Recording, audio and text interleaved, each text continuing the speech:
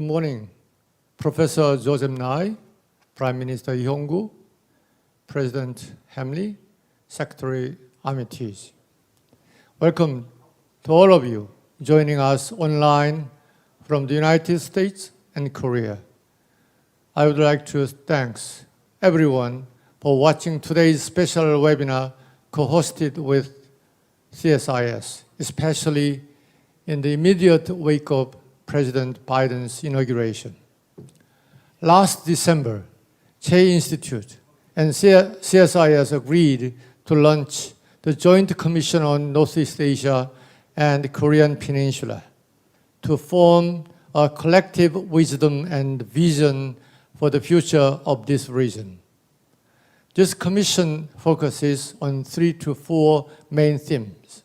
First, the future of U.S.-China relations under the new Biden administration and its impact on Korean Peninsula. Second, prospects for the North Korean denuclearization and the future of ROK-US alliance. Third, the future of multilateralism in the new Biden era. With President Biden's inauguration 2 days ago, we are expecting a dramatic shift in the geopolitical landscape in this region. As such, today's session entitled New Biden Era and the Korean Peninsula cannot be more timely and urgent in setting the tones for the future we are facing. This morning, on Korean side, we have Professor Chung who will speak on the future of U.S.-China relations. Professor Byung-yeon will talk about the transformation of North Korean system. Professor Sook Jong will present on democratic coalitions and multilateralism. Professor Cheol-Hee will take the role of Japan. I have no doubt that U.S. counterparts will enrich our discourse. Taking this opportunity, I'd like to raise some points on our key agenda. First, on the U.S.-China relations. In our first public session last December, Professor Nye suggested cooperative rivalry as a description of a new U.S.-China relations. This term may be an oxymoron at first glance. For example, the U.S. and China made a successful Paris Agreement during the COP21 Climate Change Summit 5 years ago. How can we achieve new joint achievement while the U.S. pursues decoupling with China? Second, on the prospect for the denuclearization of North Korea. Last October, North Korea unveiled a so-called monster missile, which is believed to be an ICBM. And just last week, North Korea demonstrated a SLBM during military parade. While it is classified as a short-range missile, it can potentially sneak into the U.S. coast and pose formidable threat. North Korea's much more reinforced nuclear capability have certainly narrowed down a range of options for the Biden administration compared to the Trump and Obama administration. Under these circumstances, North Korea might go ahead with nuclear or missile provocation if Biden administration does not prioritize North Korean nuclear issues over other global challenges. In such case, how can we secure cooperation from China? President Biden emphasized in his article in Foreign Affairs last April, I quote, "With North Korea, I will empower our negotiators and jumpstart a sustained, coordinated campaign with our allies and others, including China, to advance our shared objective of a denuclearized North Korea."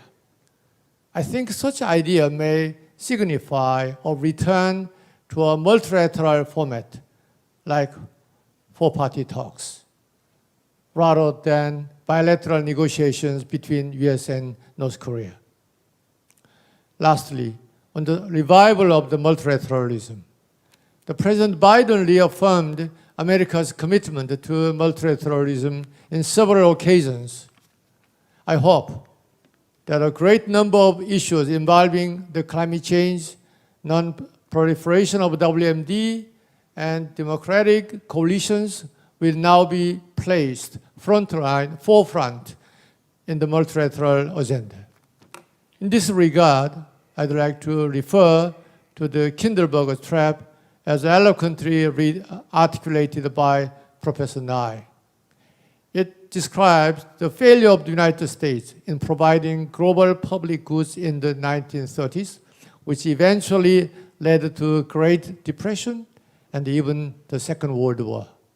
Today, in this sense, I believe that the U.S. should take the lead in 3 areas. First, establishing a new norms and standards in scientific innovation.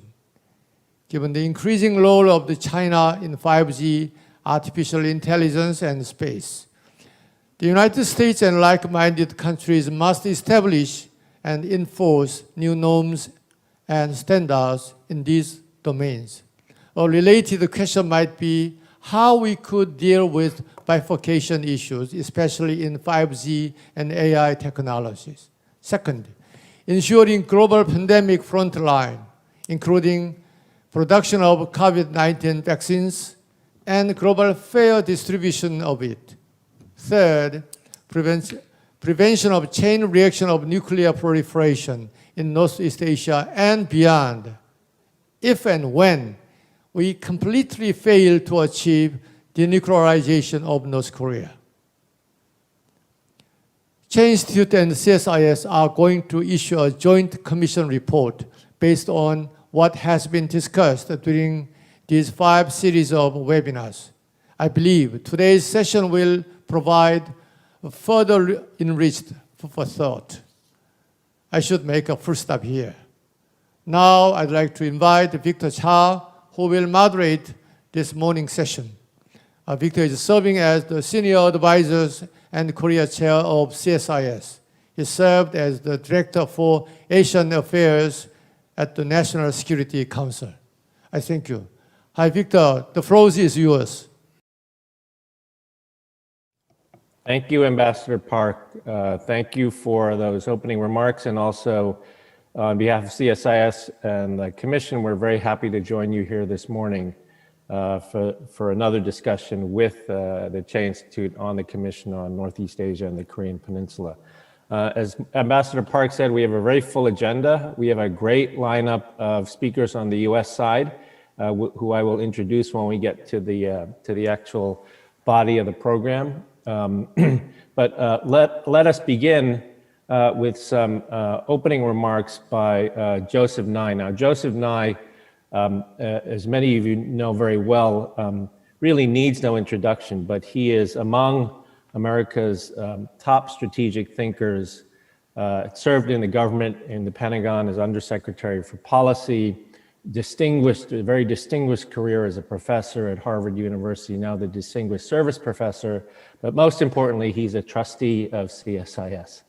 And so, Professor Nye, let me turn it over to you for some opening remarks. Thank you for joining us. Thank you very much, Victor, and thank you, Ambassador Park. It's a pleasure to be with you this evening. I want to start by saying this has been a great week in Washington. There's a restoration of a sense of optimism, and that's good news, not just for Americans, but for our Korean allies as well. 2020 was a particularly bad year for the United States. We had the pandemic, we had an associated economic collapse, and we had very bitter politics, which culminated with an invasion of the Capitol by disaffected right-wing rioters on January 6th. Many people said, well, you know, this is the beginning of the end of American democracy. This shows that things are in terrible shape. I would say that if you attended or watched the inaugural festivity on Wednesday, you would realize how premature that gloomy kind of prognosis was. The very symbolism of watching Republicans and Democrats sit together outside the US Capitol and take part in a smooth transition of power that's been the habit in our country for over 200 years, that was reaffirming. In addition to that, if you think of the speech or pay attention to the speech that Biden gave, it was all about unity, about the need to work together, to come together. Indeed, I don't think the word Trump was even mentioned in the speech. And in that sense, I think what we saw was a new beginning. It also was a new beginning in the sense that what we heard were promises about the importance of allies and our place in the world. And when the ceremonies were over and Biden went to the White House, his first day in the Oval Office, among the steps that he took were steps that were definitely showing the international inclinations that his administration will take, reaffirming the U.S. position in the Paris Climate Accord, the restoring the U.S. participation in the World Health Organization.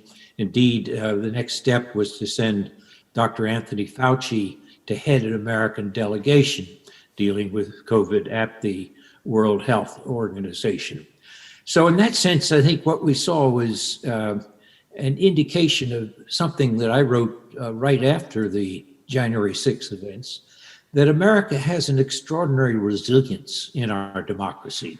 We have lots of problems as a country, still do, always have, but there's a capacity for self-restoration, self-criticism, and capacity to restore ourselves. And if one thinks back to the 1960s, when people were marching all around the world opposing American policies in Vietnam, and then you realize that American soft power was at a very low position, but within a decade after the honesty of Gerald Ford and Jimmy Carter and the optimism of Ronald Reagan, our soft power was back. I think we're seeing that happening right now in Washington. I think you're seeing the beginning of that kind of restoration.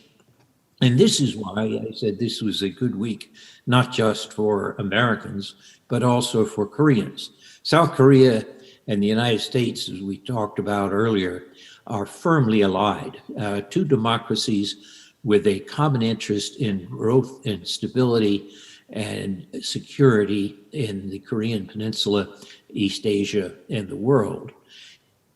Since I think what we're going to see is that if President Biden is able to get the pandemic under control and the economy restarted, and most people are fairly optimistic on both those points, then you're going to see a situation where we can deal with the types of problems that this panel this morning will be talking about. How do we handle the relationships with China, the problems of nuclear weapons in North Korea, as well as many others. So I would argue that this is a good morning for us in America, a good evening for this discussion in Korea, and I would say that a new optimism is guiding the way we should look at the next year. So thank you for listening to me, but I'm glad to have a sense to be optimistic after, let's say, last year feeling fairly pessimistic. So onward to our real discussions. Thank you, Professor Nye, for those wonderful remarks. I do entirely agree with you. I think it's a completely different morning in America right now, and thanks for those excellent comments. So without wasting any time, I would like to move to our initial interventions by our US and Korean speakers. We will go in alternating order with some initial interventions by first Ambassador Richard Armitage, and then we'll move to the Korean side and then back to the US side, so on and so forth.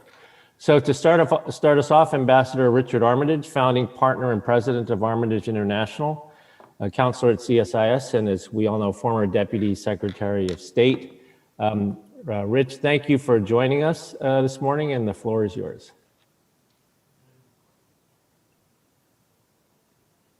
Rich, you're muted.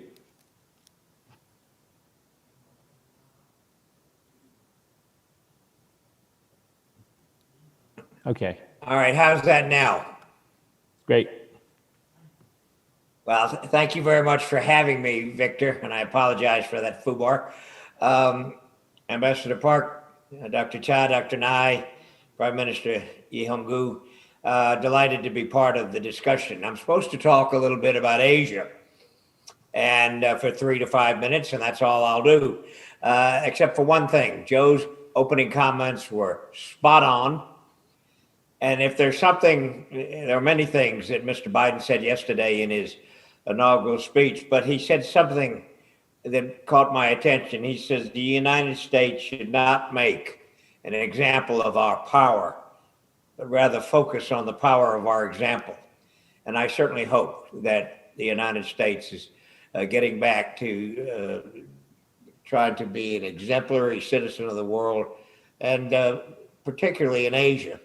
Now, I'm not being facetious when I say that part of the task for the Biden administration in Asia is simply showing up.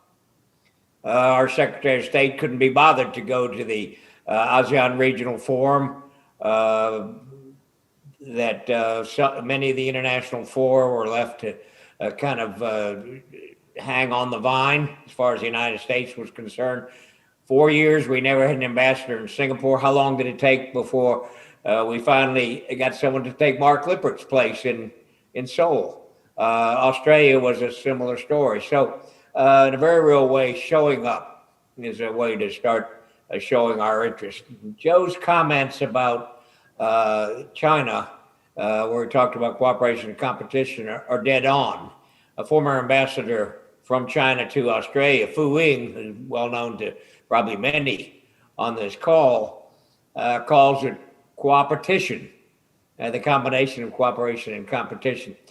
But I think that you'll find that the Biden administration is somewhat constrained on China, and it's somewhat constrained because the constraints of our domestic policy, which is, as we've discussed in the past, shifted so much to be, if not anti-China, to be much tougher on China, because the consensus which guided us for 30 years in the United States turned out to be wrong. Right now, China is waiting to see what the Biden administration will do. I don't think the Biden administration will be in a big hurry. I don't think they'll be gratuitous to China, gratuitously rude, but I don't think they're in a huge hurry. As some of the speakers have alluded, we have a lot of domestic work to do before we can, again, have the power of our example internationally. But obviously China is the elephant in the room, the only developed nation with a positive GDP. But it's not as if China has not got her own problems as well. I have said before in our last session, and I'll say it again, the U.S. ROK relationship is not in good shape.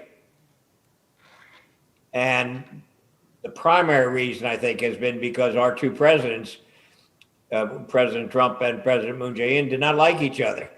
And everything stemmed from that. So I think that we can look forward, as I think Mark said in our last session, to a betterment of relations. And I think it won't take that much on either side to get back to a much more reasonable and much more workable relationship. Now, regarding North Korea, I may be a standout on this, standing alone, but you know, in my experience, some problems are just meant to be managed. And we talk about, and proliferation has to be stopped, but proliferation in North Korea, it's happened, it's done. And I don't think Kim Jong-un is suicidal. So I think we have to manage the problem. It's overlooked in diplomacy very often, but that's what we may end up doing with North Korea. And as long as they don't hurt harm citizens of the Republic of Korea, citizens of Japan, citizens of the United States, or service people of the United States, then I think that probably managing for a while is the most reasonable thing we can do. It remains the case that the U.S.-Japan relationship will be the key relationship in Asia. It's a lot of reasons: the size of the economy, the size and professionalism of the military, the fact that for a long time, Prime Minister Abe was, in a very real way, the leader of the free world, because our president had disdained that activities. That's not going to change. Now, I say showing up is part of the game for the United States. Here again, in Japan, we haven't had an ambassador since our senator from Tennessee left. We've been working with the Chargé. This is not the way to show an appropriate attention, I think, to friends and allies.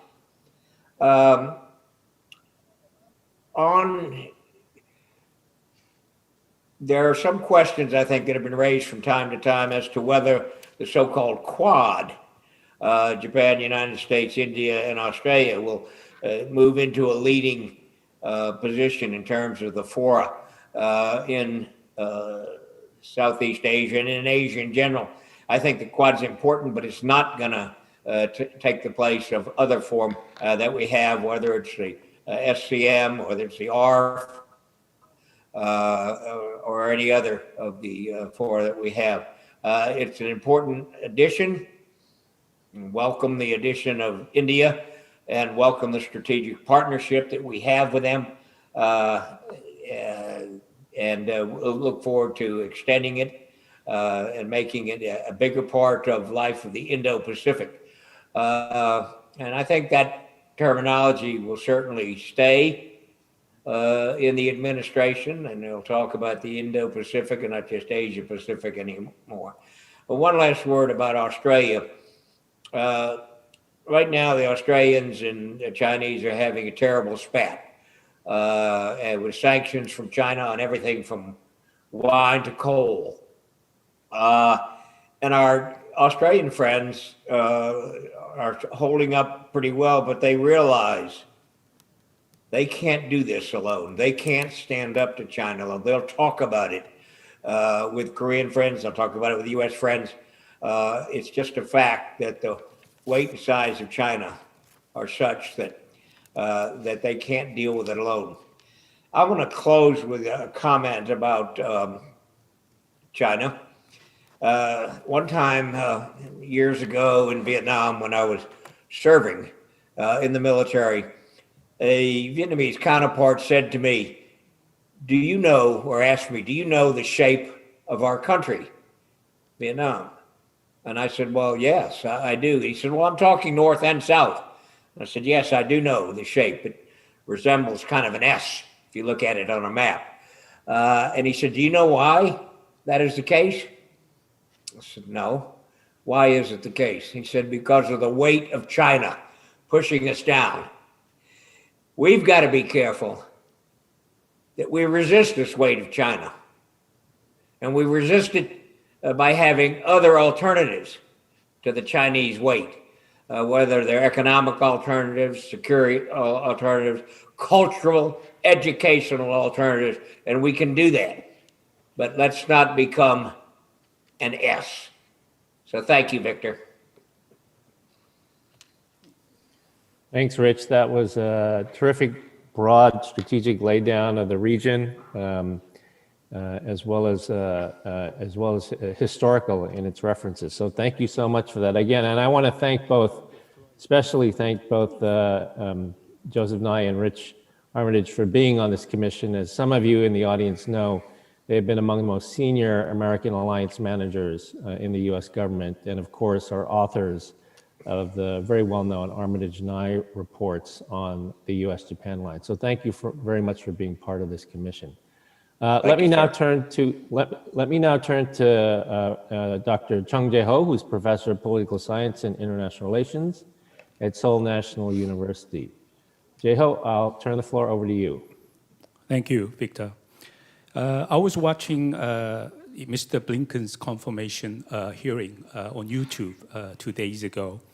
At one point, he said something to the effect that Trump administration's approach to China was correct, but his tactics were wrong. So I think it says a lot about what is going to come under the Biden administration when it comes down to China policy.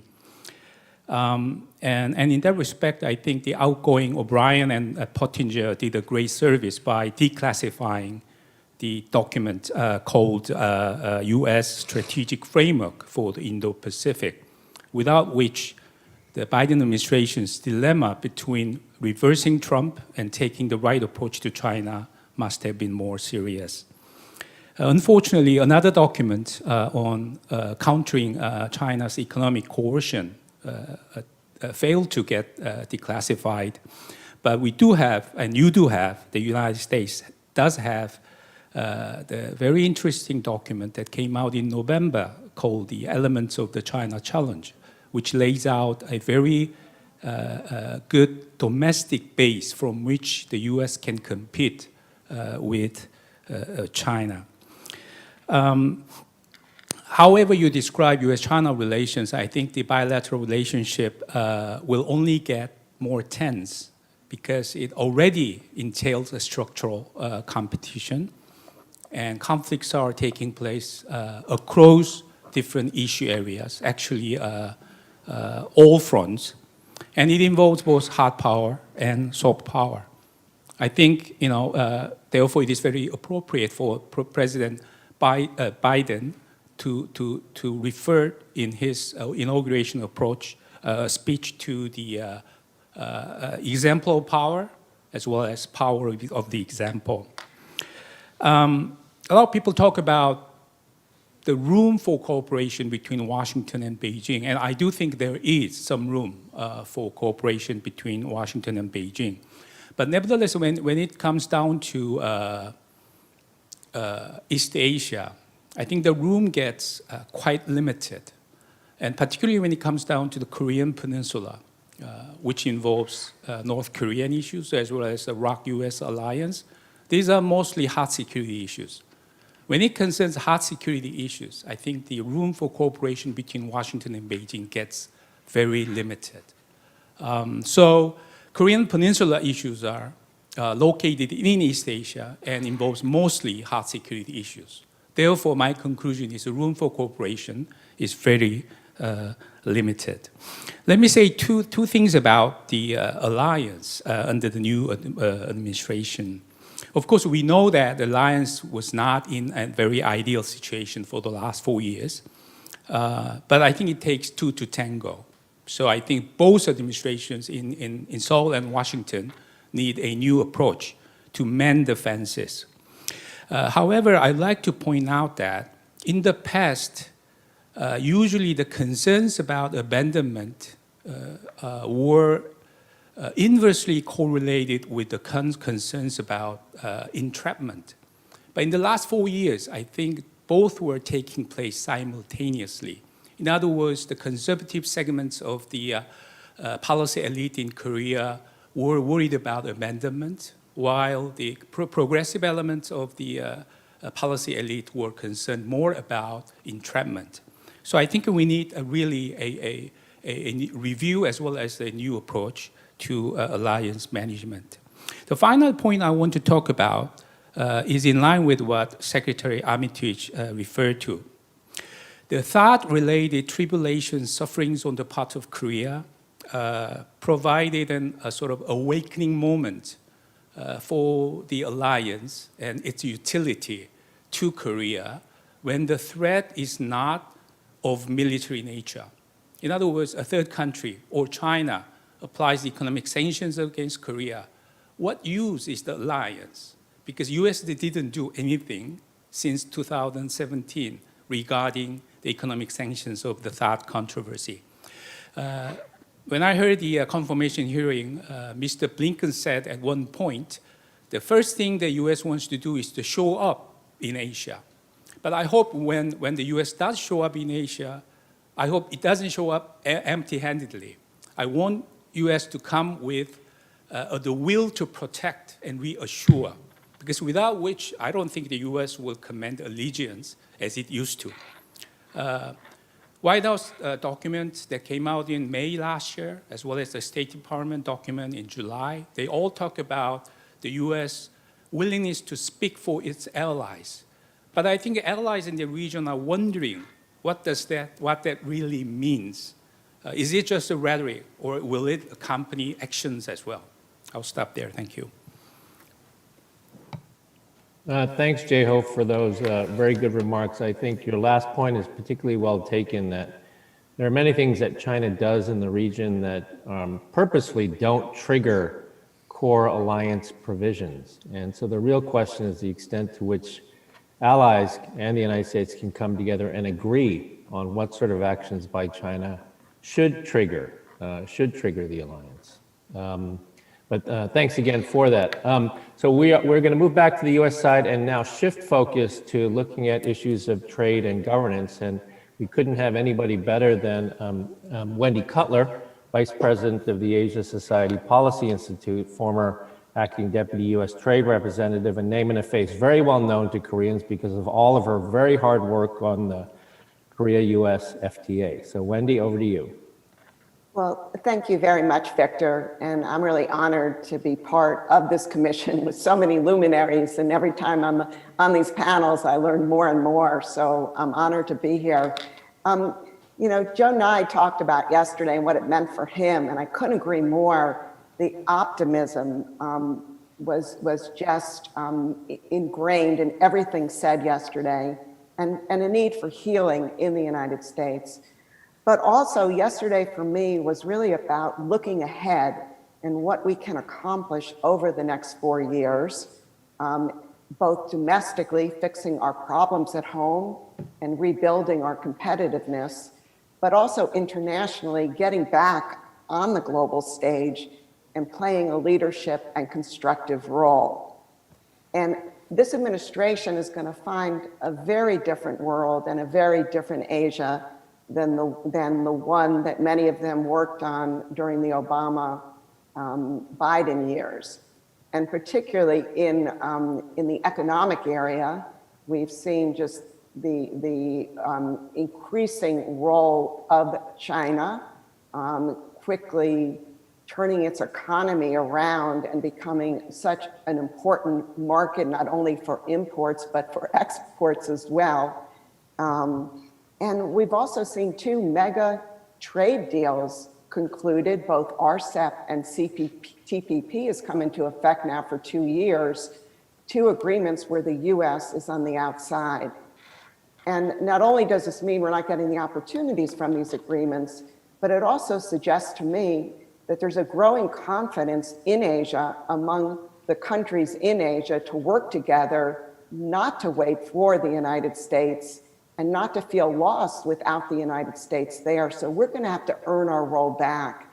And as we do this, I think working with allies is going to be key, because we need to really understand these changes, and we need to figure out how we can be the most effective as we re-engage and play an important and constructive role. And I think in this regard, the economic area really provides a lot of opportunities for the US and Korea to work together to address global and regional challenges.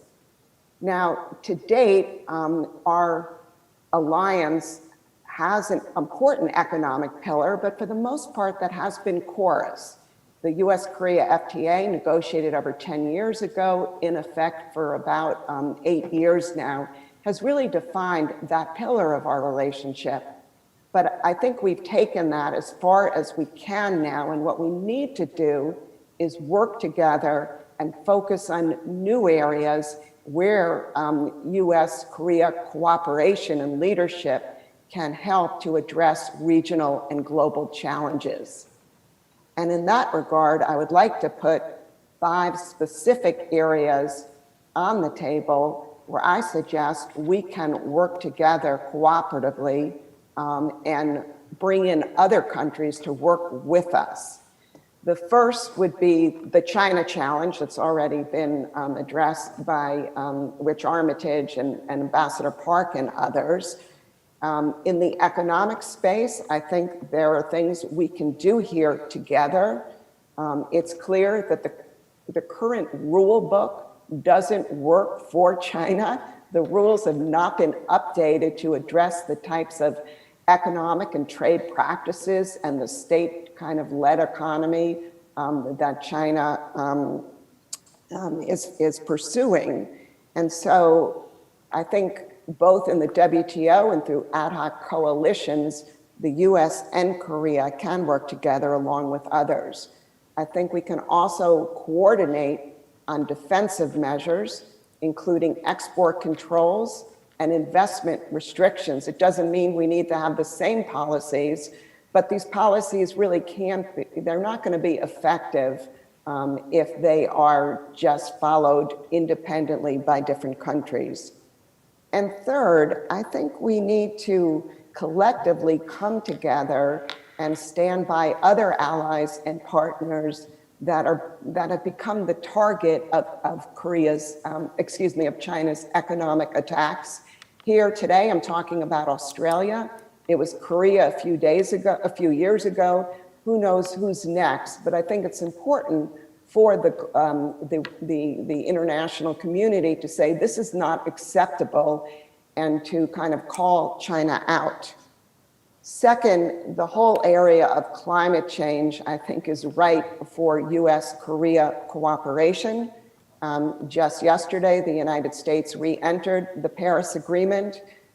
We have now a government. It's going to be kind of all hands on deck, looking how they can, each government agency can address the challenges that are embodied with climate change. And in the trade area, I think there's a lot that can be done here together, both with respect to lowering tariffs on environmentally important products. Also, we can look to see if border adjustment measures are needed and whether certain subsidies, including with respect to fossil fuels, should be curbed. Third, I would just like to echo what Ambassador Park said in the beginning, and that's the whole issue of standard setting and norm setting with respect to new technologies. We should work together to institute and implement digital trade rules, but we should go farther than that. And now's the time for us to be working together to set those standards and norms for new technologies, whether it be AI, whether it be electric vehicles, whether it be the Internet of Things. Fourth, the World Trade Organization is in a very difficult position now with a number of its functions just not operating properly, whether it's negotiating, resolving disputes, or just its normal day-to-day business and governance issues. And I think here you're going to see the United States re-engaged in a constructive manner in the World Trade Organization, and the US and Korea can play an important role here. Korea can be an important bridge between developing and developed countries, not only in the World Trade Organization, but other organizations as well. We can work on issues dealing with non-market economies, with e-commerce, and also repairing the dispute settlement system. And finally, I think the whole area of supply chains is a topic where US-Korea cooperation can move forward. Both the US and Korean companies found themselves kind of flat-footed during the early days of COVID and recognized our over-reliance on China in our supply chains. I think Hyundai was one of the first companies that was immediately struck by the close down in Wuhan and its inability to secure certain parts for its cars, which led to a production shutdown. And as a result, I think companies in both countries are looking at their vulnerabilities. There is an interest in both countries of reshoring some of that production, but that cannot happen economy-wide. And so what we should be looking at is developing trusted supply chains with our friends and allies. And again, I think Korea and the US can play an important role here. So with that, I'm going to conclude. Again, I think the economic area is ripe for US-Korea leadership, cooperation, and I hope that some of these concrete suggestions are areas where we can work together to really make a difference in the coming years. Thank you. Thank you, Wendy. That was terrific. As he said, very concrete suggestions for U.S.-Korea cooperation going forward on trade and economic governance issues. Let me now, we're still staying on economics, but we're turning to North Korea, and Dr. Kim Byung-yeon, professor in the Department of Economics at Seoul National University, will now offer his remarks. So, Dr. Kim, the floor is yours. Thank you so much, Victor. I would like to emphasize the importance of internal changes of North Korea, led by economic transformation for the future of the Korean Peninsula. Why is it so important? First, denuclearization and economic transformation are complementary. The sanctions can be regarded as a negative form of economic incentives, while economic projects for development as positive form of such incentives. These are like a pull or push. And we have to use these two economic leverages optimally to maximize the possibility of North Korea's being denuclearized. Second, economic transformation contributes to permanent denuclearization. Suppose that North Korea abandons all nuclear weapons and ICBMs. This is great and wonderful, and all the sanctions are lifted accordingly. However, this is not the end of the story. If North Korea wants, it can make new nuclear weapons and ICBMs, possibly much faster, using much abundant financial resources and existing technologies. I think a permanent denuclearization is possible only if North Korean leader understands developing nuclear weapons undermines his popularity and regime's legitimacy. Therefore, we have to think carefully how to induce internal changes in North Korea toward that direction. I think there is an opportunity here. We know that marketization has been very prevalent in North Korea. More than 70% of North Korean households work at the markets. Majority of North Korean households have jobs which are related with trading, smuggling, etc. These are all related to markets. We find that North Korean support for capitalism increases with the participation in market activities. Trust among the people is affected positively by working at the markets. Moreover, the sense of ownership of private property is nurtured by working at the markets. Simply speaking, North Koreans, their mindsets are in transition from homo 주체man to homo economicus.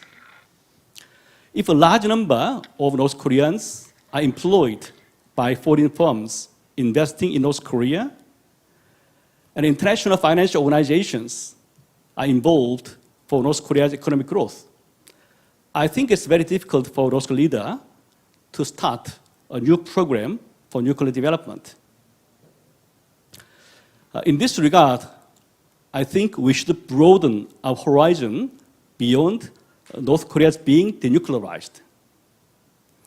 We need to prepare plans facilitating marketization, opening up, and internationalization, such as admitting North Korea as a member of international financial organizations, and include this in a package for negotiations with North Korea for denuclearization. without this credit plan for engagement in this regard, I think negotiations for CVID will become more difficult. Even though it succeeds, I'm afraid it could not be the end of the story. This kind of saga may repeat again. Let me stop here. Thank you. Thank you, Professor Kim, for those very insightful remarks about what's happening inside of North Korea, particularly with regard to markets and the economy. Now we'll go back to the U.S. side, and we have Ambassador Mark Lippert. Ambassador Lippert was President Obama's ambassador to the Republic of Korea, also a non-resident senior advisor at CSIS. A lot of the work of the commission has been informed by the work that Mark did when he was ambassador, sort of charting out some of the areas in which the U.S. and South Korea could work together. So let me turn it over to Mark. All right, thanks, Victor. Much appreciated. You forgot a huge Doosan Bears fan, but I digress there. So there you go. Well, thanks, everybody. Good morning to those in the U.S. Good evening to those in Korea. I'm going to be brief, but just let me add some comments at the top to say, lots of very rich dialogue here, and thanks to the Commission charting out some excellent ideas. So let me just dive into it. And I know some of you have heard this before, but I think it's probably worth, at the risk of repeating myself, outlining what I would call a direction where the U.S. and ROK can go that expands the zones of cooperation in the alliance and modernizes into the 21st century and essentially makes the alliance more adaptable and I would argue more relevant to younger constituencies, especially in younger and new generations, of which their support is critical, especially when we're talking about an alliance in two democracies. So what I think it's notable is that I would agree with Deputy Secretary Armitage in that the alliance could and should be doing better. That's where we find ourselves today. The good news on the other side of the coin is that despite some very dire predictions made at the outset of the Trump presidency, based largely on his rhetoric in 2016, the alliance continues to be resilient in 2020. And here I would just extend Dr. Nye's very good comments about resiliency, and I would put those in the alliance context as well. There is a certain resilience in the alliance that has been demonstrated through this 4-year period. The defense relationship is providing effective deterrence against an evolving North Korea military challenge. Commercial and economic integration increased under a revised Korea-US free trade agreement. Medical and scientific exchanges increased in the wake of the coronavirus.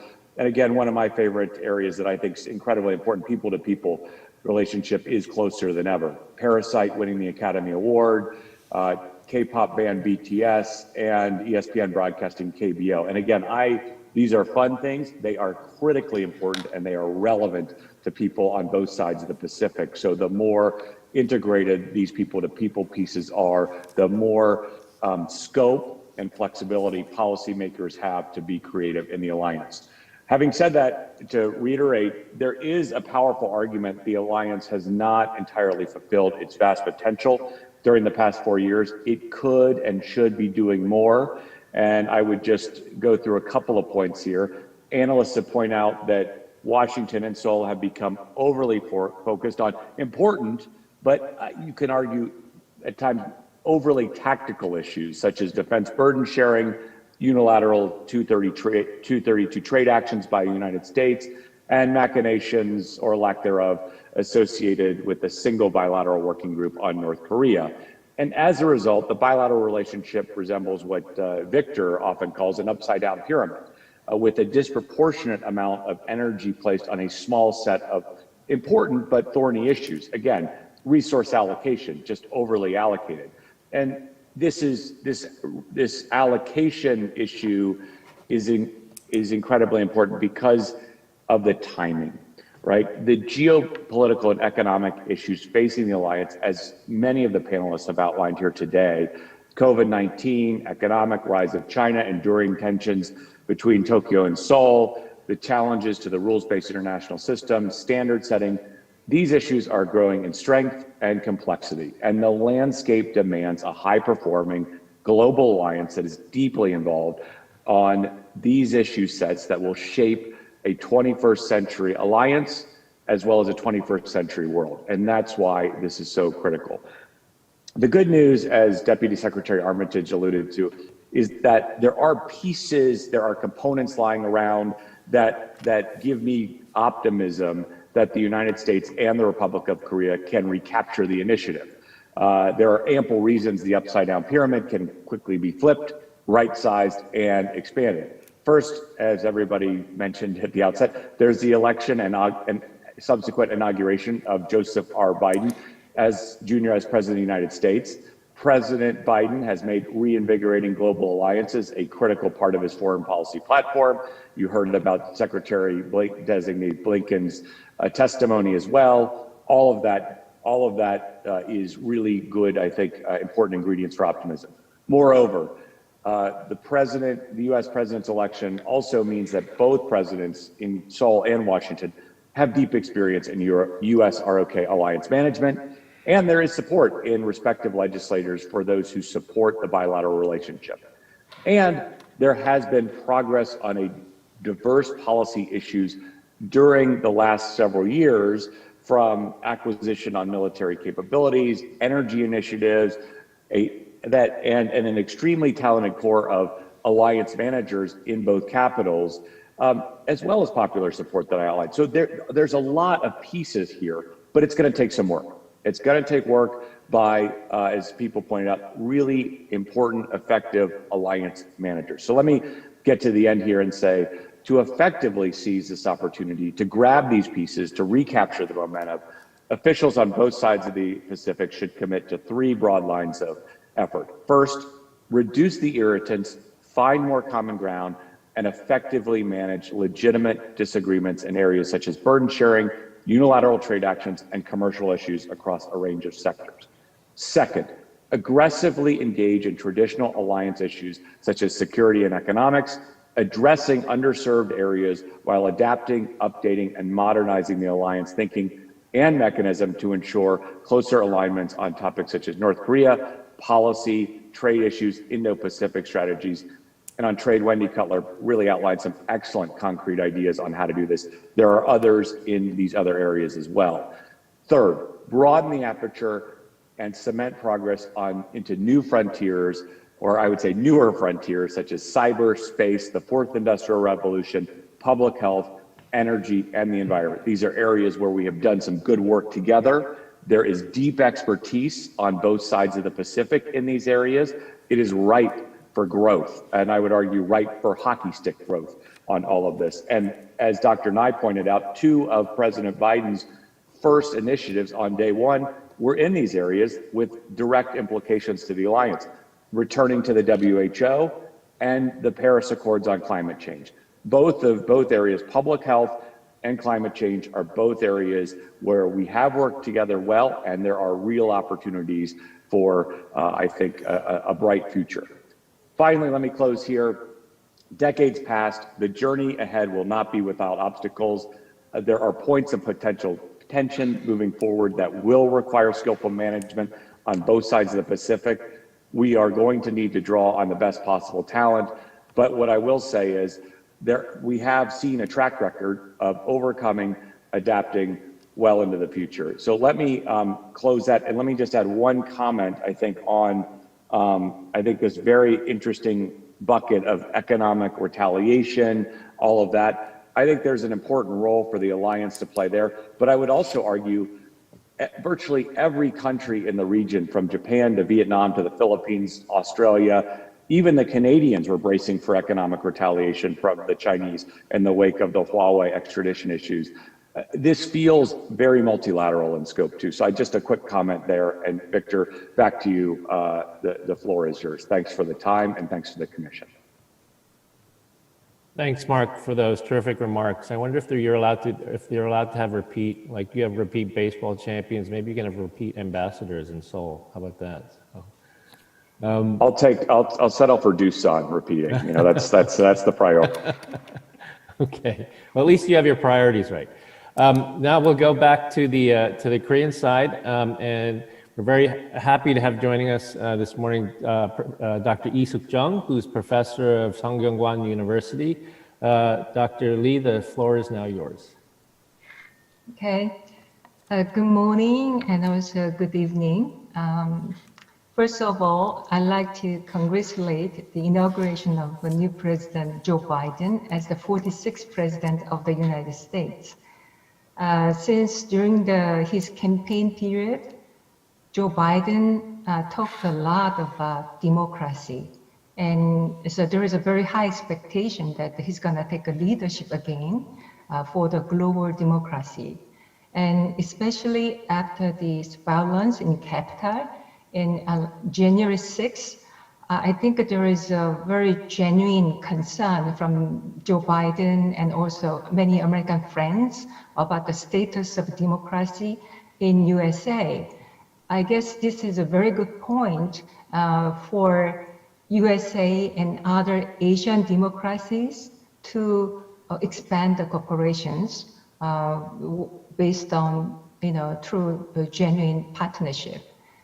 In the past, of course, America took the leadership. For example, in year 2000, Madam Albright, played a very important role in creating the Community of Democracies.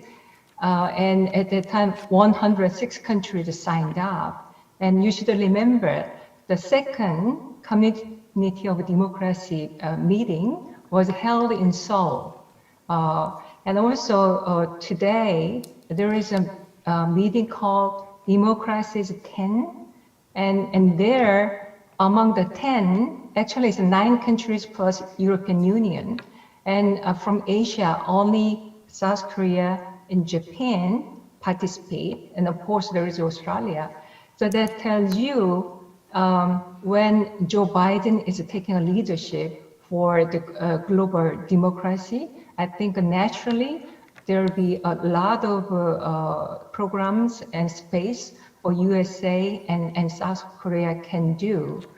Already, Korea was invited by Boris Johnson to G7, and he's interested, to make a D10, and of course South Korea is there. So I think when America and the Western leaders are talking about democracy, there's a huge room for South Korea to play.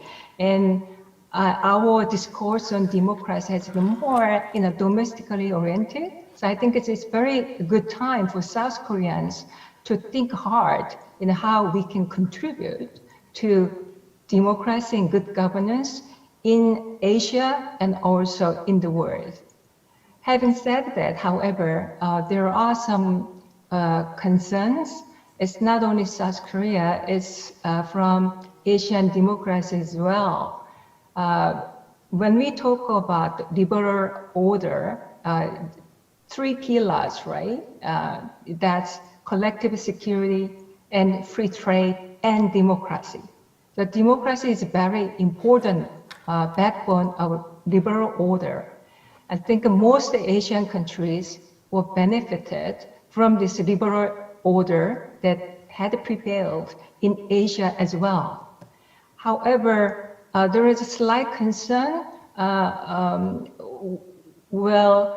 This democracy promotion, all these democratic coalitions can be, one way of rebalancing China in the Pacific region, because everyone is watching how Joe Biden is gonna reformulate in the Pacific region, and many predict that new government of Joe Biden will also take a very tough policy toward China, and of course, when you compete with China, this non-competition is important.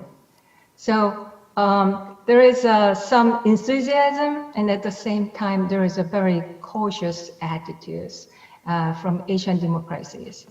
In my mind, I think there are three layers for Asian democracies can work together with the USA. Number one is the global level, right? So when we talk about liberal norms and values, naturally, United Nations is a global venue and space for USA and other European democracies and Asian democracies, including South Korea, can work together. For example, in UN's Human Rights Council, South Korea can play a very bridging role in voting coalitions when there is an attempt to dilute the democratic norms and principles. So that's a very logical venue for democratic coalitions.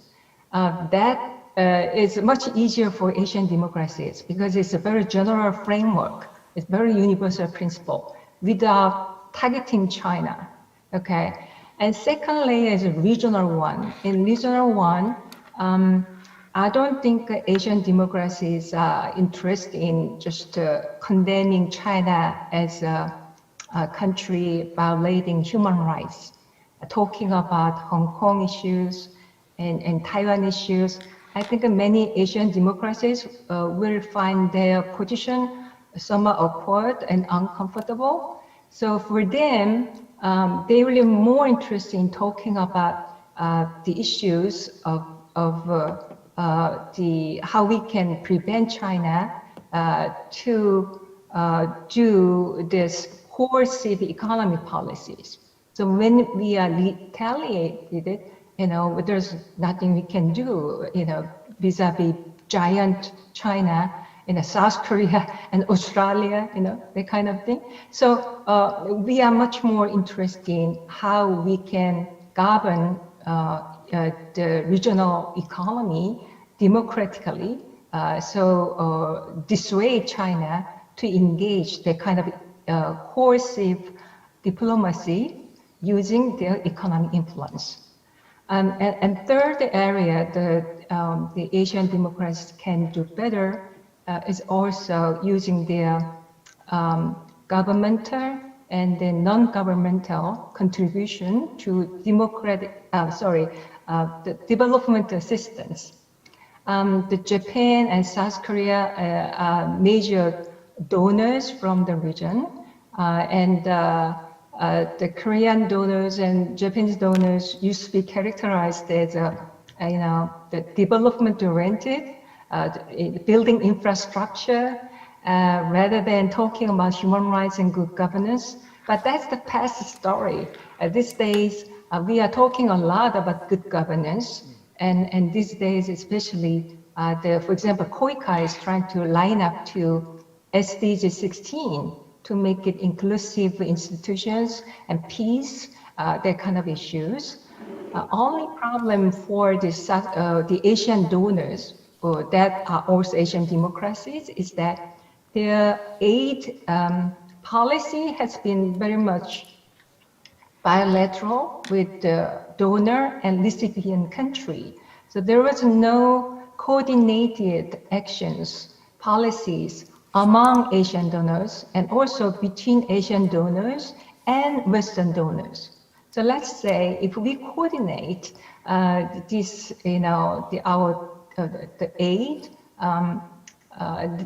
to help democracy in the region of developing countries of the region, I think we can scale up the good governance and human rights issues much better. So these areas, I think there are a lot of things we can do, the South Koreans can do with the American friends. So I'll start here. Those are terrific and very well directed comments by Dr. Lee that covers areas of, Mark talked about zones of cooperation and democracy, and norms building is certainly one of them. So thanks so much for that. We'll now go to Dr. Pak Cheol-Hee, Director of the Institute for International Affairs and former Dean of the Graduate School of International Studies at Seoul National University, and also a part of the Columbia Mafia. So Cheol-Hee, are you there? Thank you, Victor, my Columbia boss. I'm very happy to be a part of this commission, important commission. Many expect me to talk about Japan, but I'm going to talk about the importance of the bilateral alliance between the United States and Korea, its intrinsic value, and I'm going to talk about the importance of connecting Korea and Japan. As we all know, under the Trump administration,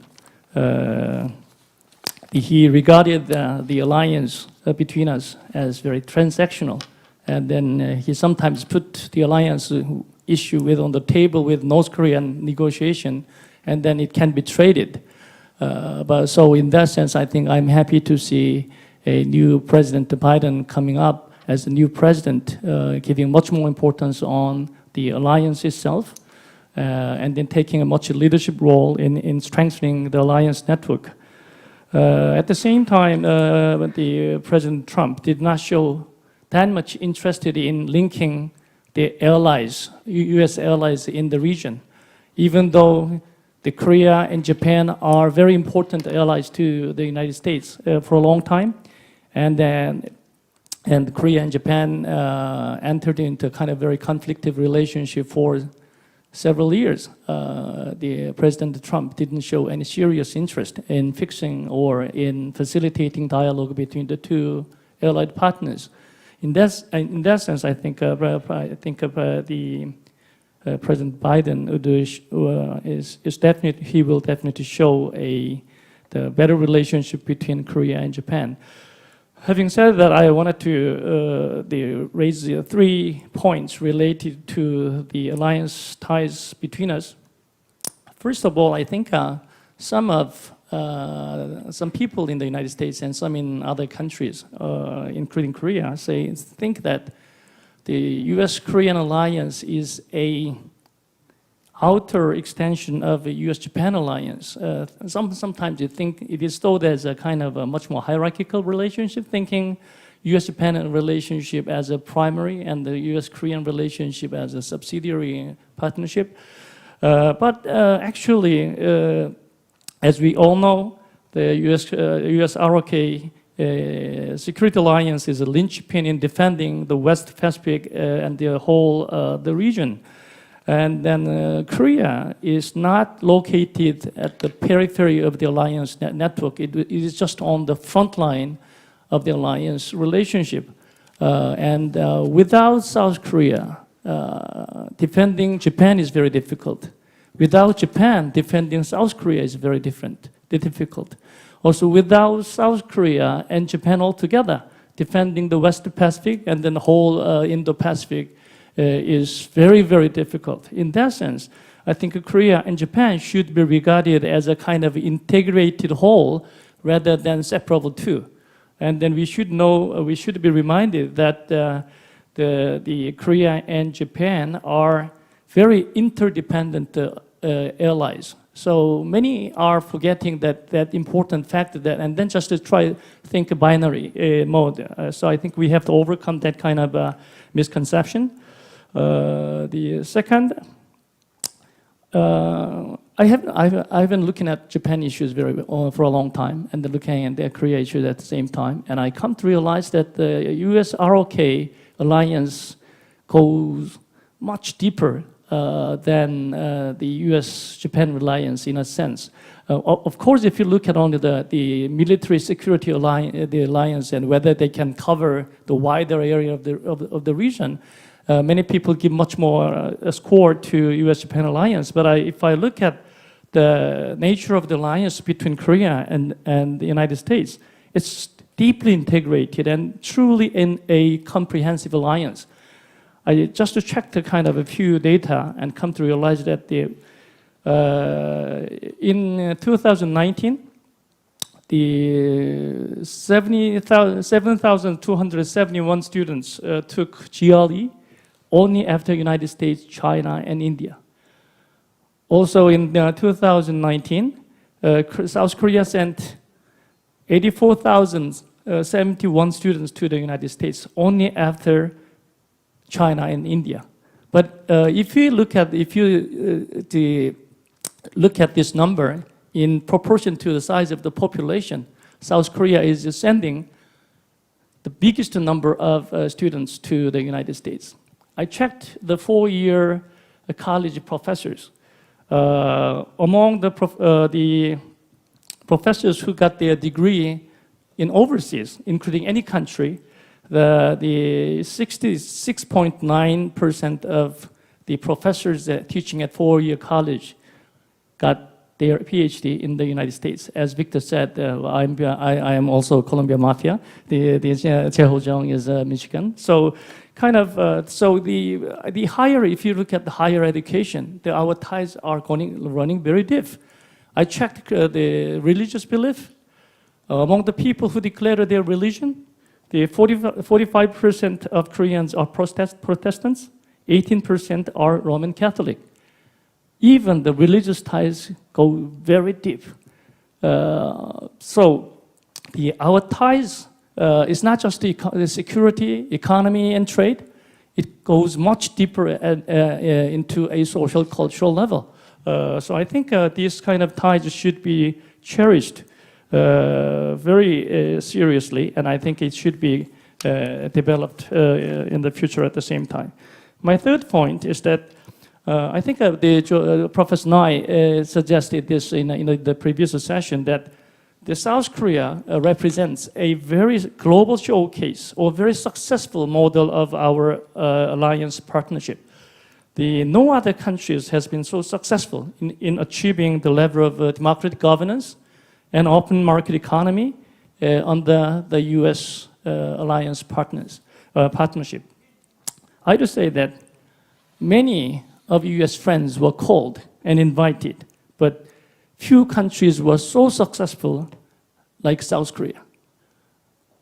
I think the North Korea is a kind of teacher on the other hand, because North Korea still remain closed, underdeveloped, and authoritarian. So North Korea is a total outlier. I think if North Korea is within the network of the alliance partnership with South Korea, possibly under the unified Korea, I think North Korea could have been performing much better. So I think in that connection, I think the relationship between Korea and Japan should be much more regarded seriously. And then cooperation between Korea and Japan should be promoted much more rather than now. I think it's the job of South Korean and Japanese leaders to overcome and go beyond history. But I hope under the Biden administration, United States play a role of facilitating cooperation between Korea and Japan, so that both countries serve as a kind of very good example of democratic governance and market economy. I'll stop there. Thank you. Thanks, Cheol-Hee, for some great, for some terrific points. So I'm gonna, my job is to sort of push us forward in the agenda. According to our schedule, we have 4 minutes before our closing remarks, and we have 6 people as designated discussants. So that's not really gonna work. What I propose to do now is I'd like to offer the discussants on the agenda an opportunity to make a point or raise a question with regard to what you've heard so far. And then maybe we can facilitate a little bit of a discussion before we get to closing remarks. So let me first go to Ambassador Ahn Ho-young for a question or a comment, and then I will go to Ambassador Kathy Stevens. So Ambassador Ahn. Well, Victor, thank you so much. Last week, earlier this month, there was a very important meeting taking place in Pyongyang. And it's already 1 hour and 20 minutes, and then nobody have ever mentioned, even once, about that important meeting in Pyongyang, which I think is very impressive. There was the 8th Party Congress taking place in Pyongyang, and it lasted no less than 8 days, and not a single person has mentioned about that meeting. And then I think there will be quite a deep disappointment so far as North Korea is concerned. But I was watching it very closely, and then I was really, really struck by one thing about that 8-day Party Congress, which was how somber the overall tone of the meeting was. Very dark and very somber. And I was just trying to compare that with the overall tone of the Seventh Party Congress, which happened 5 years ago. And of course, I said to myself, what explains this stark contrast in the overall atmosphere of the Party Congress? And I said to myself, we must go back to 2013, when North Korea declared something called Byung-yeon policy, that is to say, simultaneous pursuit of nuclear development and economic development. And that was in 2013, when North Korea declared the Byung-yeon policy. 2016, I think North Korea thought, well, in fact, it was on a good path to be doing both. That is to say, Byung-yeon policy, developing nuclear weapons, and economic development. Well, in that party meeting, that is to say, Seventh Party Congress, they called it shining blueprint for the economic development of North Korea. And by this year, then North Korea came to find it was not going to be. So I think there is a very important lesson we should be learning, which is North Korea realizes it is not going to have both of them. Eat the cake and then have it as well. I mean, if it develops nuclear weapons, then it comes with a very heavy cost to North Korea. I think that explains this dark and somber tone of Eighth Party Congress. And I think it must serve us as a lesson that in fact economic sanction works. That leads me to my second point, which is in a sense a kind of question I should be addressing to Ambassador Armitage. And then Ambassador Armitage has already said that he, in fact, may be standing alone so far as this question is concerned. And then, of course, Ambassador Armitage said, well, proliferation has already happened. And then that Ambassador Armitage, I have to tell you, I, in fact, have been meeting you so many times during my service as an ambassador in Washington, D.C. And then I agreed with almost everything that we discussed between us. But when it comes to that, I have to differ with you. And then I was telling myself, well, Ambassador Armitage may be able to say that while he's in Washington, D.C. But for me, when I'm in Seoul, I don't think I can agree with you on that point. And then I have to remind you, economic sanction works. So let us go for the best rather than the second best. Thank you. Thank you, Ambassador Ahn. So I'm looking for hands in the screen. So I'm going to go to Ambassador Stevens next. So Okay, all right, well, Kathy, Victor, do you have any comment or question? Victor, thank you. It's been such a comprehensive discussion. There's a lot of things I'd like to underscore and ask about. Let me limit it to very briefly to two. One is I really do appreciate the emphasis that several speakers have made on our shared values. We say that as just kind of a cliche, but I think we're all aware of the importance of democratic values. One thing that has not been mentioned, it's kind of a question, observation, kind of suggestion for the Biden administration to pay attention to. Seoul has elections coming up too, mayoral elections to the two largest cities this year, a presidential election next year. We tend to forget that sometimes, that they have their politics too and democracy, and I think that's something we need to pay attention to going forward. My second point is of all the various areas where we can work together, and yes, I agree that Seoul's got to bring something to the table, the US has got to bring something to the table when it comes to reassurance, to reinforcing the alliance. I would just underscore that again, this week where there's been some good news, over 400,000 Americans died from the COVID-19 virus. The latest unemployment figures of people applying for new unemployment benefits is 900,000 in the US. The Biden administration has been so focused on what's going on here. Of all this list, I think there's a lot we can do together. I would really emphasize global health / public health. I had a Korean friend who said to me the other day, how can the US ensure public health without a public health system? I think that was a little bit rough, but we've certainly seen the holes in it. And I think that's a place where, again, really, really concentrated work can take place, and I would make that a priority. Thanks, Ambassador Stevens. Those are excellent, excellent remarks. Okay, in the remaining time, so let me go to Dr. Kim Sung-han if he had a comment or question. I see that he put one in the chat, which is a very good point with regard to how we think about values. So let me go to him if he has an additional comment or question, and then after that to Mike Green. So Sung-han? Thank you, Victor. I already uploaded my first comment on the importance of values. My point is we need to strike a balance between values and geostrategy. Otherwise, we are very likely to lose our Southeast Asian friends, which is strategically very important in terms of U.S.-China strategic competition. Another point is already emphasized by Dr. Chung Jae-ho and some other person. I think I call it economic extended deterrence. When it comes to the importance of alliance to deal with non-military threats, I think we need to think about how we can come up with some specific measures to deal with them. I call it, economic extended deterrence or economic umbrella, like we call nuclear umbrella or nuclear extended deterrence. Otherwise, the extension of U.S.-led alliances to kind of a united front to deal with the Chinese threats is going to be very difficult. Let me stop there.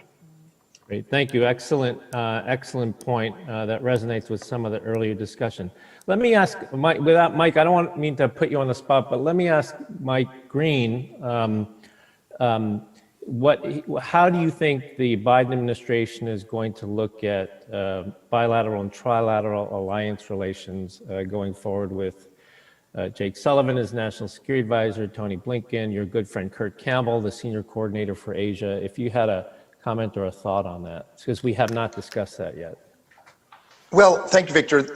I think that Blinken, Jake, Kurt Campbell would appreciate everything that's been said in this discussion. I think they take alliances seriously. They've all worked on Korea. And all the recommendations would resonate. But we're used to talking to other people who know about Korea, know about the alliance, know about Asia. And I think we have to keep in mind that at higher levels of government, the agenda Joe Biden faces is just massive. Climate change, the pandemic, economic recovery, Russian interference, domestic terrorism in the United States, which he mentioned in his inauguration. And so my one comment would be, how can Korea, and those of us who care about U.S.-Korea alliance, penetrate that thick agenda to make sure that our partnership is the pivot, is the linchpin for moving forward. And I was there, Victor, when Kim Dae-jung first met President Bush. And Rich will remember this, but he had a good agenda, but frankly, he played it very badly. He went in against the advice of some of his diplomats and friends, and he pushed President Bush to prioritize a summit with North Korea. And frankly, it set back the U.S.-Korea alliance and our North Korea policy 6 months or a year, I would say, because of that bad initial impression. And eventually, and I was there, President Bush and Kim Dae-jung developed quite a good relationship. Lee Myung-bak, on the other hand, with Obama, and I think the Obama team came in without any particular agenda for U.S.-Korea alliance, but Lee Myung-bak met Obama and absolutely captured his imagination with a vision of how Korea could be part of so many issues, a partner on so many issues that Obama cared about, nuclear summit and democracy and so forth. So I think the practical implications of what we're talking about is, well, I hope the Blue House does not go in and prioritize a summit with North Korea or a big dramatic policy with North Korea, because I don't think the Biden administration is prepared to do that.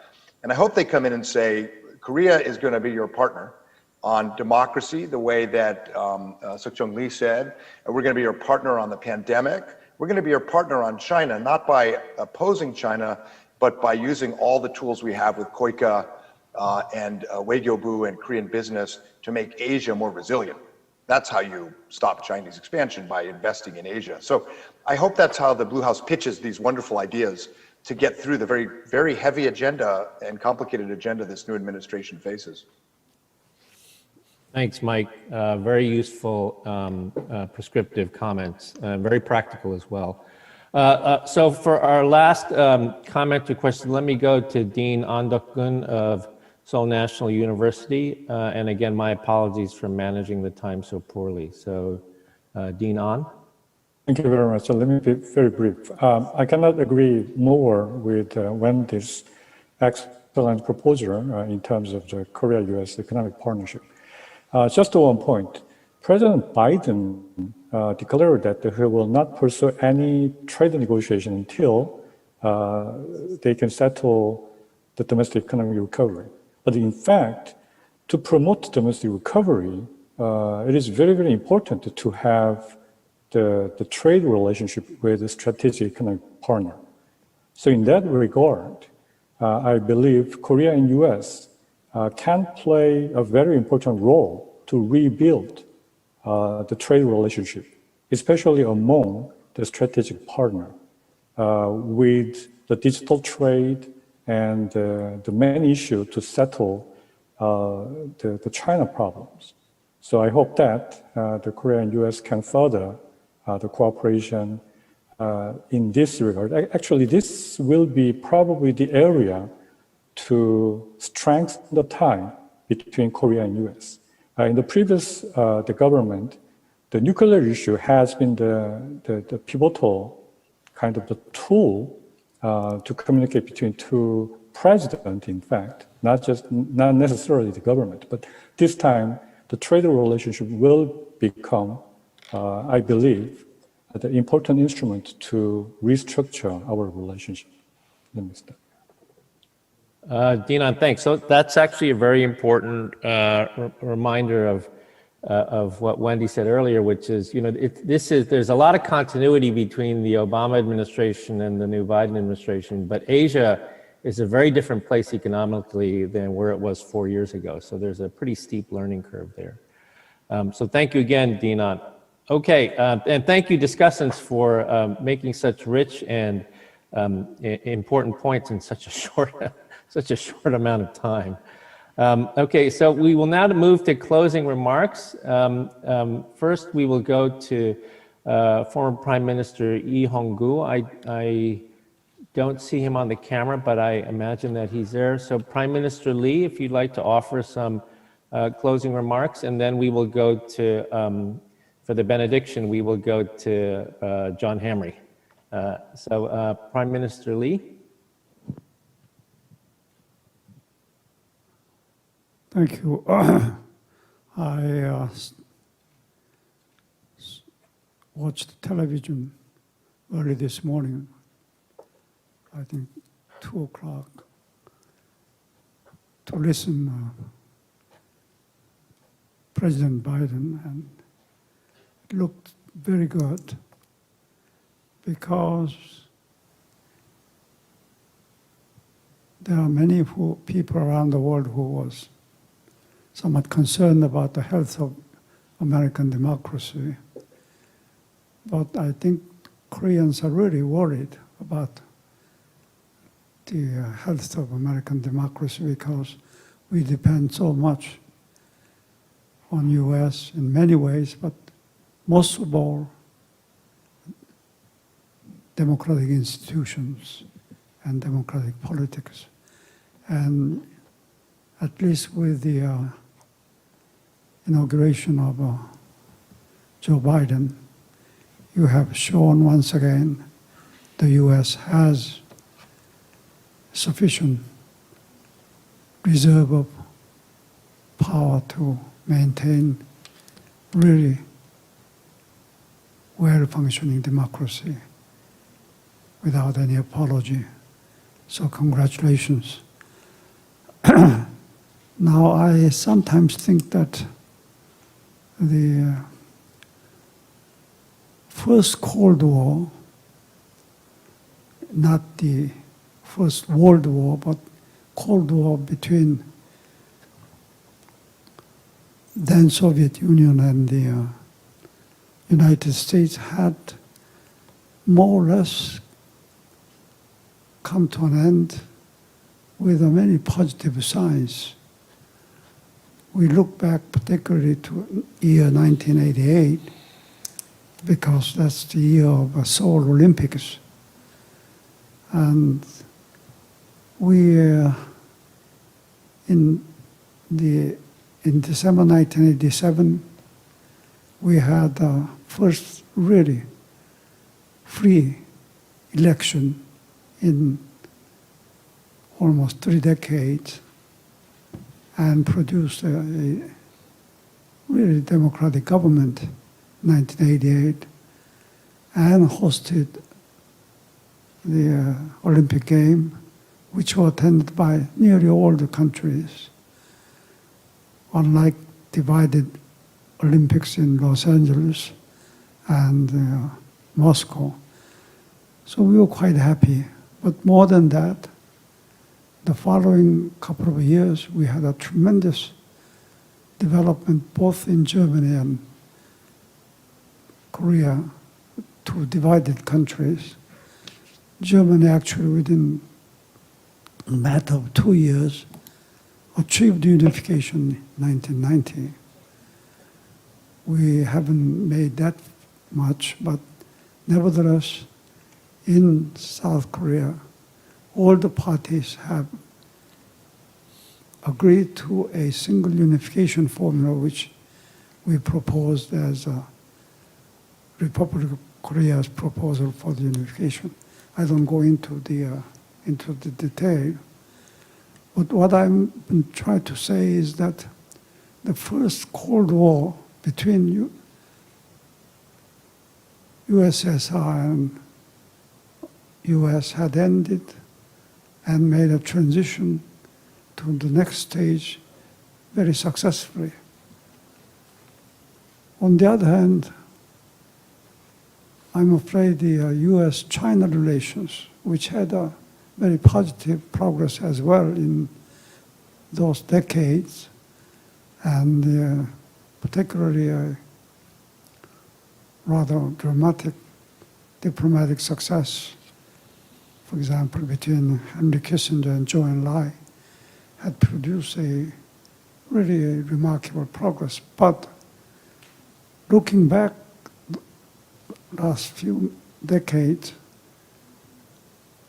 I have come to a conclusion that Americans didn't push the interest of democracy sufficiently in those relations in those periods toward China. For example, let me be brief. If I just go into all this, it take too much time, but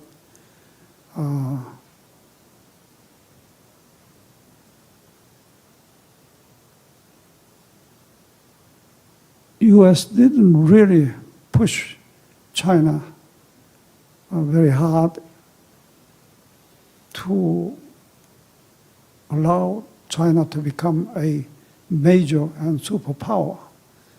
You have a price to pay to become a superpower. A P5 in the United Nations, for example.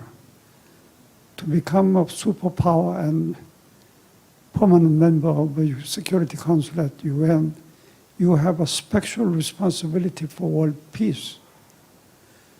Therefore, for example, you have to do your share, more than your share, in keeping such important global items, for example,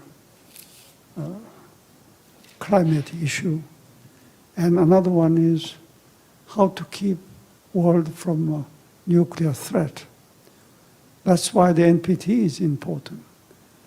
But China failed in this department of keeping the global peace because it allowed North Korea to become an exemption or exempted North Korea from NPT requirement.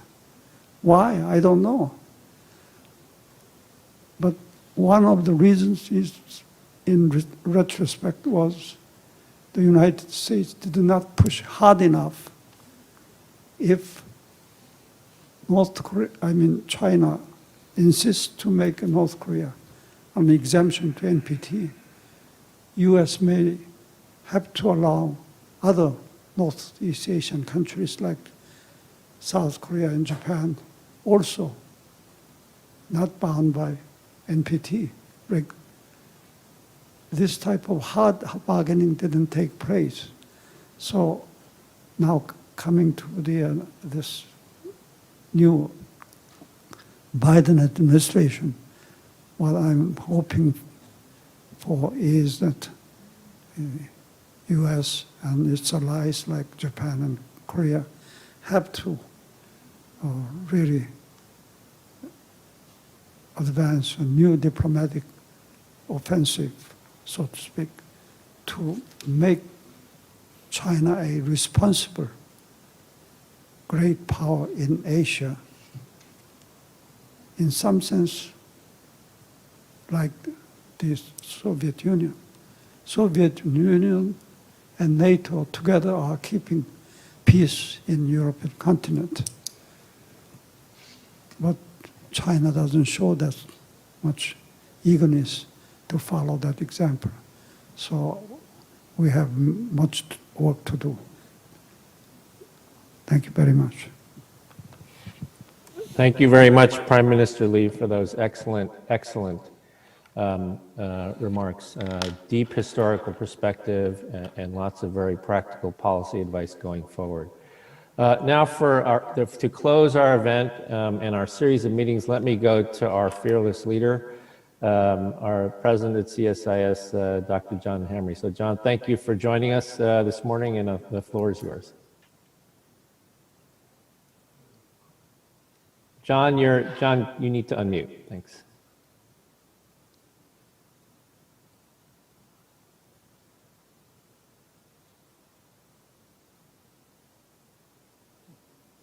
Okay, can you hear me, Victor? Okay, good. I'm sorry. I apologize. I was keeping it on mute because I wanted to listen clearly and not have background noise.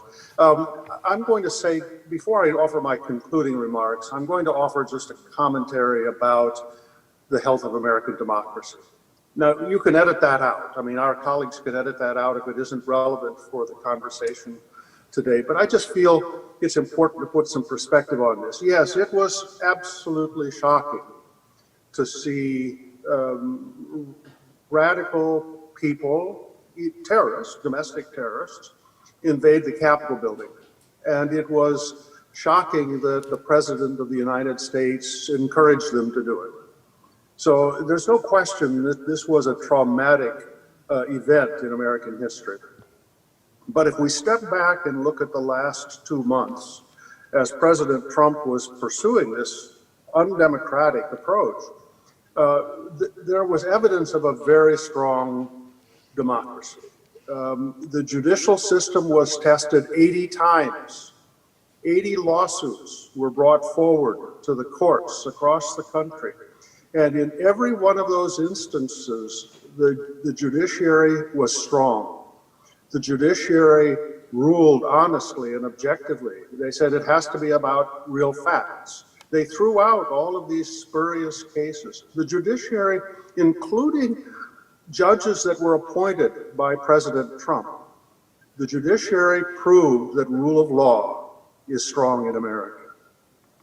The second thing I would say is that, American democracy shares sovereignty between the federal government and our state governments, provincial governments. One of the sovereign responsibilities that falls entirely to the state's government is to conduct elections and to hold elections. And the most intense scrutiny ever in modern history of the electoral process in every state was conducted this year because it was challenged everywhere. And what we found was states conducted honest and fair elections. If anything, democracy was strengthened by these challenges by President Trump. So the foundation of American democracy is very strong. Where is it weak? It's weak in the Congress. And it's because President Trump had captured much of the Republican Party, and the Republican Party really stopped being a traditional conservative party. And I think that's now going to be a process of rectification. It's going to take some time, but I would say to my American friends, and certainly to my Korean friends, democracy in America is strong. You have to look at it in a somewhat different way. And I believe that these events are going to prove a strengthening of democracy in America. So anyway, that was the one thing I wanted to say about events here recently. There have been excellent comments made by all of the speakers today. I couldn't possibly improve on the quality of their insights.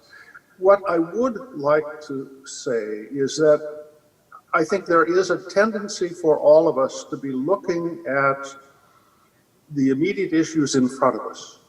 We're looking at the issues that are active on a day-to-day basis. But when I first had a conversation with Ambassador Park In-kook about this effort, we talked about needing a new consensus for the next 30 years to guide American-Korean relations.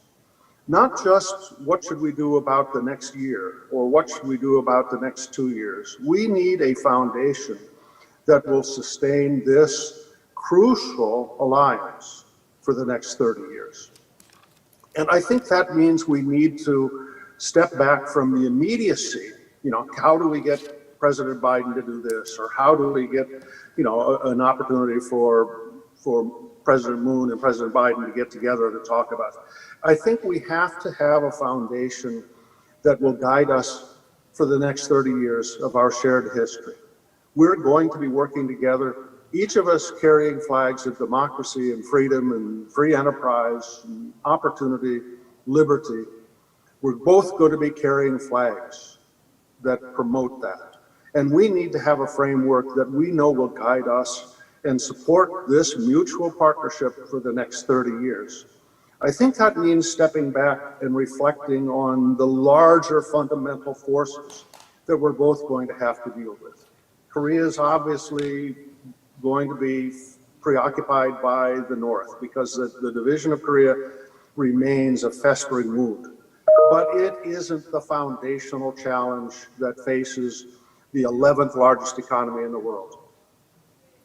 We need to be working together on these larger issues. How do we ensure a stronger, more free and open Indo-Pacific economy and with a stable security environment? How do we do that together?